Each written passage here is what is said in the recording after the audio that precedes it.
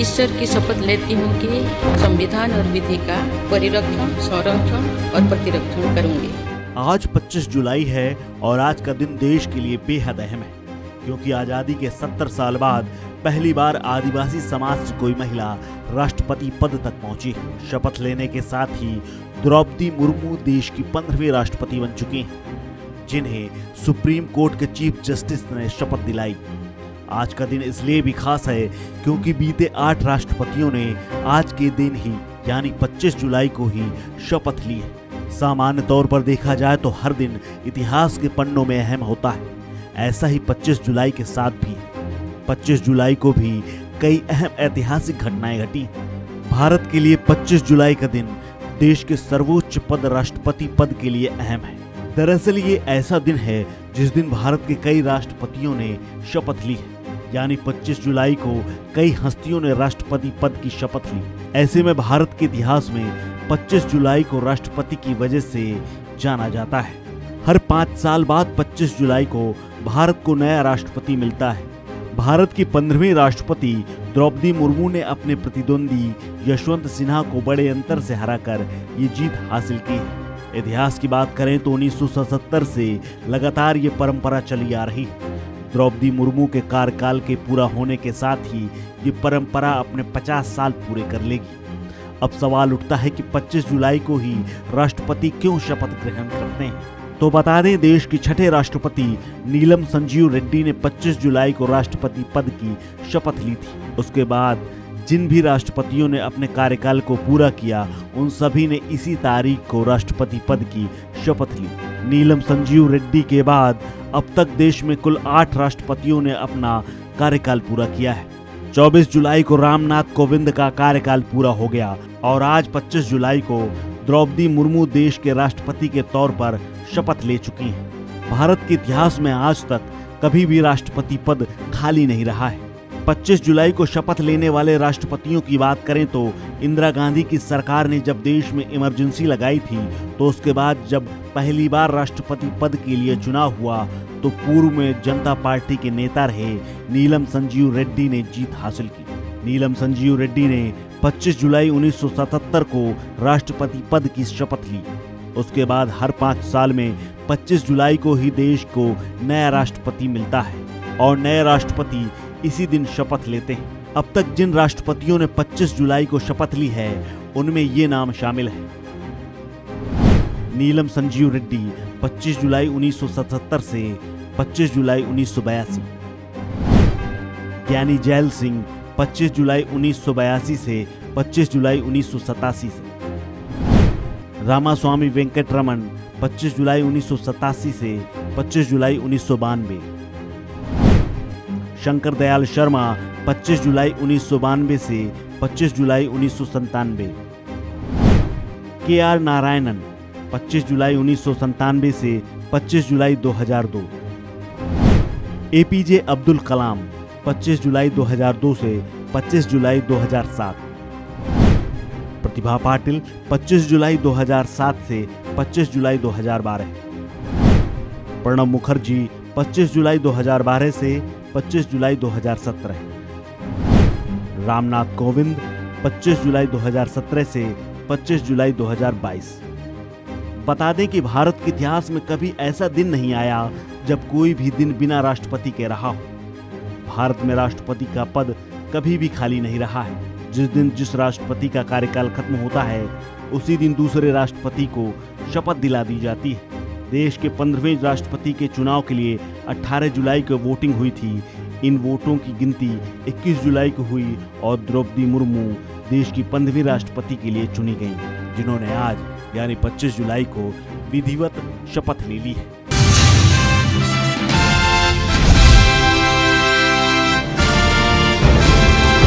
एक तरफ जहां सरकारें नशे के खिलाफ मुहिम चला रही हैं, कहीं पर नशे के तस्करों पर कार्रवाई की बात कही जा रही है। देश के युवा नशे की चपेट में न आए, इसके लिए बाकायदा जागरूकता अभियान चला रही हैं। वहीं बीजेपी के एक विधायक नशे को बढ़ावा देने की बात कह रहे हैं।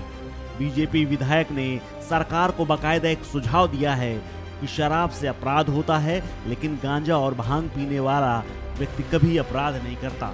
सुनने में भले ही अजीब लगे, लेकिन ये खबर 100% खरी है। दरअसल ये बयान छत्तीसगढ़ राज्य के बिलासपुर जिले के मस्तूरी विधानसभा से विधायक डॉक्टर कृष्णमूर्ति बांधी ने कही है।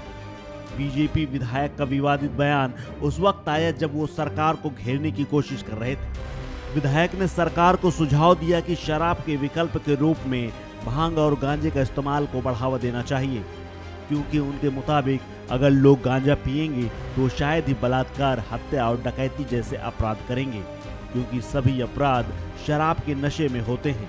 बीजेपी विधायक डॉक्टर कृष्णमूर्ति बांधी ने यह बयान कैरोला पेंड्रा मरवाही जिले में पत्रकारों से बातचीत करते हुए दिया है। उन्होंने कहा कि ये मेरी निजी राय है और एक बार मैंने विधानसभा में भी इस पर पूर्व में चर्चा भी की थी। मैंने कहा था कि शराब ही बलात्कार, हत्या और झगड़े की असल वजह है। उन्होंने कहा कि मैंने ये भी पूछा था कि क्या कोई व्यक्ति जो गांजा लेता है उसने कभी बलात्कार, हत्या और डकैती की है। बीजेपी विधायक कृष्णमूर्ति बांधी अपने अंदाज में कांग्रेस के शराबबंदी अभियान पर तंज कसने की कोशिश कर रहे थे, लेकिन इसी दौरान उन्होंने ये बयान दे दिया और ये बयान उनका उल्टा पड़ गया, जिसके बाद अब कांग्रेस उन पर हमलावर हो गई है। कांग्रेस ने कहा कि एक जनप्रतिनिधि नशे को कैसे बढ़ावा दे सकता है। गौरतलब है कि भांग की बिक्री और खपत narcotics drug and psychotropic substance यानी एनडीपीएस अधिनियम के प्रावधानों के तहत प्रतिबंधित है।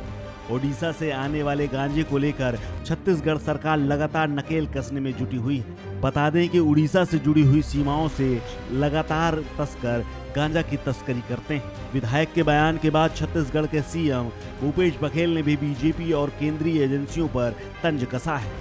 उन्होंने कहा कि अगर बीजेपी विधायक चाहते हैं कि गांजे को देश में वैध किया जाए तो उन्हें बीजेपी की केंद्र सरकार के सामने ये मांग रखना चाहिए। जब केंद्रीय एजेंसियां मुंबई में 10 ग्राम गांजा जब्त करने के लिए घूम रही हैं, तो बीजेपी के वरिष्ठ नेता ये कह रहे हैं कि गांजे का सेवन किया जाना चाहिए। गांजा पर प्रतिबंध लगा दिया गया है और उन्हें पहले केंद्र सरकार से इसकी अनुमति देने की मांग करनी चाहिए।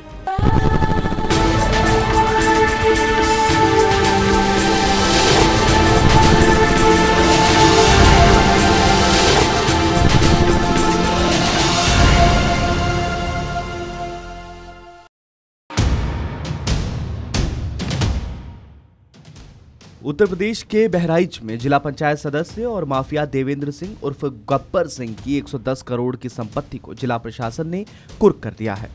हत्या, लूट, डकैती जैसी संगीन धाराओं में दर्ज 47 मुकदमों के आरोपित माफिया की इस संपत्ति को शासन के आदेश पर रविवार को कुर्क किया गया है। मुख्यमंत्री के मंच पर चढ़कर गुलदस्ता देने की तस्वीर सामने आने के बाद चर्चा में आया था ये माफिया, जिला पंचायत सदस्य व माफिया गब्बर सिंह। प्रशासन की कार्रवाई के दौरान चंद मिनटों में ही माफिया का होटल छावनी में तब्दील हो गया। गेट से लेकर अंदर भारी मात्रा में फोर्स तैनात हुई और बजते सायरन के बीच डीएम एसपी के साथ अन्य प्रशासनिक अमला बंधन होटल पहुंच गया। डीएम ने कुर्की की नोटिस चस्पा करते हुए सीज करने की कार्रवाई करने का निर्देश दिया। डीएम के निर्देश पर सिटी मजिस्ट्रेट के नेतृत्व में कार्रवाई की गई। माफिया गब्बर सिंह के खिलाफ अब तक 47 मुकदमे दर्ज हो चुके हैं। एडीजी जोन गोरखपुर ने गब्बर सिंह पर 1 लाख का इनाम भी घोषित किया था। गब्बर सिंह की गिनती प्रदेश के टॉप 50 माफिया में होती है। कार्रवाई के बाद जिलाधिकारी डॉक्टर दिनेश चंद्र ने कहा कि पुलिस आख्या प्राप्त हुई थी कि देवेंद्र सिंह उर्फ गब्बर सिंह का पुराना आपराधिक इतिहास है। विगत वर्षों में आपराधिक गतिविधियों में संलिप्तता पाई गई है। आपराधिक तरीके से डरा धमकाकर जो संपत्ति अर्जित की गई थी उसको लेकर कार्रवाई की गई है। गब्बर सिंह पर श्रावस्ती, गोंडा, बलरामपुर व अयोध्या जिले में कूट रचित दस्तावेज तैयार करके सरकारी जमीन पर कब्जा करने व गरीब लोगों को बंधक बनाकर जमीन का क्रय विक्रय के मामलों में मुकदमे दर्ज हो चुके हैं। इस समय पयागपुर थाने में 6 मुकदमे दर्ज है। रविवार की दोपहर लगभग 12 बजे अवैध धन से बनाया गया बंधन होटल अभी छावनी में तब्दील हो गया। होटल के बाहर से लेकर अंदर तक पीएसी व पुलिस के जवान मुस्तैद हो गए। डीएम ने माइक से ऐलान करते हुए कहा कि इस होटल को धारा 14(1) के तहत कुर्क किया जाता है। डीएम के निर्देश के बाद सिटी मजिस्ट्रेट के नेतृत्व में आगे की कार्रवाई की गई है। डीएम ने बताया है कि सिटी मजिस्ट्रेट को प्रशासक नियुक्त कर दिया गया है। सहयोग के लिए तहसीलदार व सीओ पुलिस को लगाया गया था। आपको बताते चलें कि कुर्की की कार्रवाई में गब्बर सिंह के 85 करोड़ के व्यवसायिक कीमत के बंधन होटल और मैरिज लॉन समेत शहर के एक अन्य शॉपिंग कॉम्प्लेक्स जिसकी कीमत करीब 25 करोड़ बताई जा रही है, उसे भी कुर्क कर लिया गया है। जिलाधिकारी डॉक्टर दिनेश चंद ने बताया है कि गब्बर सिंह का बंधन होटल 40 कमरे का है जिसकी कीमत 85 करोड़ है, जबकि छोटी बाजार में स्थित वीर सिंह सिन्हा मार्केट में दुकानों की कीमत 25 करोड़ है। पुलिस अधीक्षक केशव कुमार चौधरी ने बताया है कि माफिया गब्बर सिंह के विरुद्ध वर्ष 1997 से मुकदमे दर्ज होना शुरू हुए हैं। तब से अब तक 47 मुकदमे दर्ज हैं। इनमें बहराइच के अलावा अयोध्या, सुल्तानपुर, लखनऊ, गोंडा समेत अन्य जिले शामिल हैं। अवैध जमीनों पर नजर शहर में स्थित होटल और दुकानों पर कुर्की की कार्रवाई के बाद अब जिला प्रशासन की नजर अन्य अवैध संपत्तियों पर भी है। प्रशासन की माने तो कई लोगों के खेत और अन्य जमीन कब्जे की फाइलें खुल सकती हैं।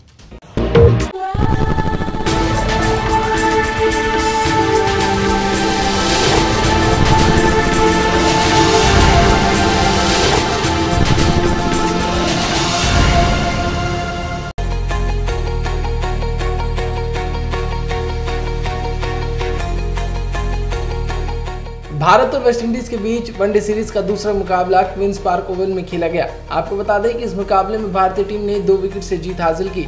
मुकाबले की बात करें तो वेस्टइंडीज की टीम ने पहले बल्लेबाजी करते हुए स्कोरबोर्ड पर 311 रन लगाए, जिसके जवाब में भारतीय टीम ने 49.4 ओवर में 8 विकेट के नुकसान पर 312 रन बनाए। भारतीय टीम के लिए जीत के हीरो श्रेयस अय्यर, संजू सैमसन और साथ ही अक्षर पटेल रहे। अक्षर पटेल ने टीम को उस वक्त सहयोग किया जब टीम को रनों की सबसे ज्यादा जरूरत थी।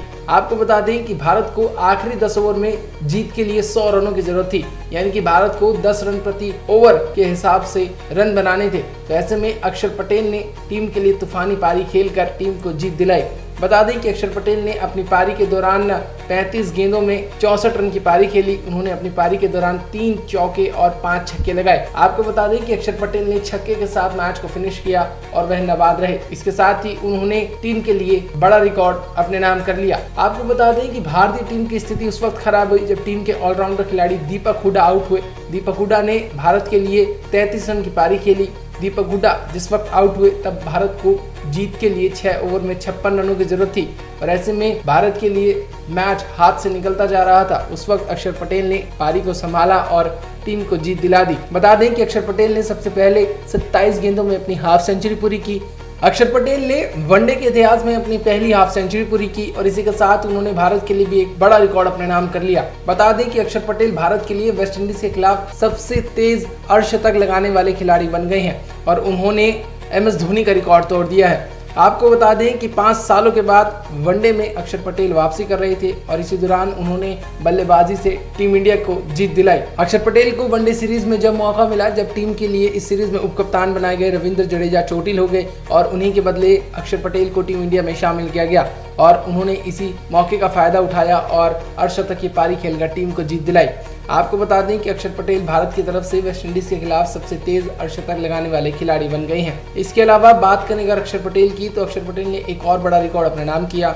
उन्होंने भारत की तरफ से 7वें या फिर उससे नीचे नंबर पर बल्लेबाजी करते हुए वनडे के इतिहास में एक पारी में सबसे ज्यादा छक्के लगाने का रिकॉर्ड अपने नाम कर लिया है। इस रिकॉर्ड की बात करें तो उन्होंने MS धोनी के 17 साल पुराने रिकॉर्ड को तोड़ा और रिकॉर्ड अपने नाम किया। लिस्ट की बात करें तो भारत के लिए नंबर 7 या उससे नीचे बल्लेबाजी करते हुए अक्षर पटेल ने एक पारी में 5 छक्के लगाए। यह रिकॉर्ड पहले MS धोनी के नाम था, जिन्होंने साल 2005 में जिम्बाब्वे के खिलाफ 3 छक्के और साथ ही भारत के ऑलराउंडर यूसुफ पठान ने भी धोनी के बराबर साउथ अफ्रीका और आयरलैंड के खिलाफ साल 2011 में 3 छक्के लगाए थे। अब अक्षर पटेल ने 5 छक्के लगाकर यह रिकॉर्ड अपने नाम कर लिया है और वह इस लिस्ट में सबसे ऊपर आगे हैं। साथ ही उन्होंने MS धोनी, यूसुफ पठान जैसे दिग्गज खिलाड़ियों का रिकॉर्ड तोड़ दिया है। बहरहाल बात करें अगर वनडे सीरीज की, तो वनडे सीरीज का आखिरी मुकाबला 27 तारीख को खेला जाएगा। सीरीज के आखिरी मुकाबले में टीम इंडिया जीत की लय को बरकरार रखने, साथ ही वेस्टइंडीज के खिलाफ वनडे सीरीज में क्लीन स्वीप करने उतरेगी। वहीं वेस्टइंडीज की बात करें तो वेस्टइंडीज के लिए मुकाबला बेहद अहम होगा, क्योंकि हाल ही में वेस्टइंडीज की टीम अपने ही घर में बांग्लादेश के खिलाफ भी 3-0 से वनडे सीरीज हारी थी। बहरहाल आपकी क्या कुछ राय है इस मुकाबले को लेकर, साथ ही अक्षर पटेल के बनाए गए रिकॉर्ड के बारे में, साथ ही अक्षर पटेल के द्वारा खेली गई इस तूफानी पारी को लेकर हमें कमेंट करके जरूर बताएं। इस वीडियो को लाइक करें, शेयर करें।